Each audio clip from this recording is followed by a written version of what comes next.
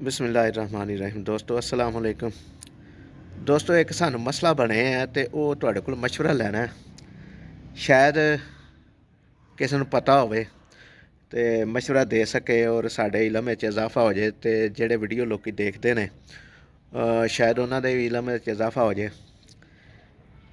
एक बच्चा है तो ओहदा बर्थ सर्टिफिकेट जिहड़ा ना दो यूनीयन काउंसलां च अंदराज है। वो दो च किवें हो गया, एक च तो उन्हें डिग्री लै कराया तो दूसरी च किवें हो गया ये नहीं पता, लेकिन उन्होंने कैंसल कराना है।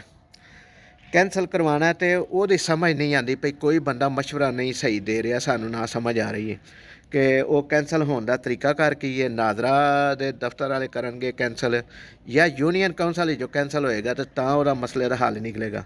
अगर यूनीयन काउंसल भी कैंसल होना है तो ਉਹਦੇ वास्ते की तरीकाकार है, डिग्री लैनी पेगी कोर्ट चों या कोई होर कोई प्रोसैस है। ये जरूर करने लिए दसिया जे जेडे लोग ये वीडियो देख रहे हैं सुन रहे हैं, जिस किसी भाई नूं भी इलम होवे ਉਹਦੀ बड़ी मेहरबानी अगर सानू सही मशवरा दे देवे ताकि असी उस बच्चे का मसला जिहड़ा ना हल करा सकीए, क्योंकि सानू अजे तक किसी भी ने सही सीमत का नहीं दसिया।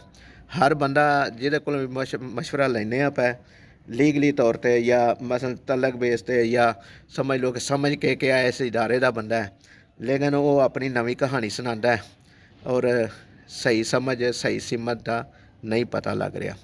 तो कमेंट सैक्शन लाजमी दसिया जे जिन्होंने भाइयों भी इलम है इस मसले का कि वो जिहड़ा कैंसल करवाना है एक वो किस तरीके नाल करवाना है, वो किहड़े इदारे जाना पैना है, नाजरा ऑफिस जाना पैना है या यूनीयन काउंसल ही जाना पैना है। और जिहड़ा कोई प्रोसैस किसी को पता है तो मेहरबानी करके वो दसिया जे।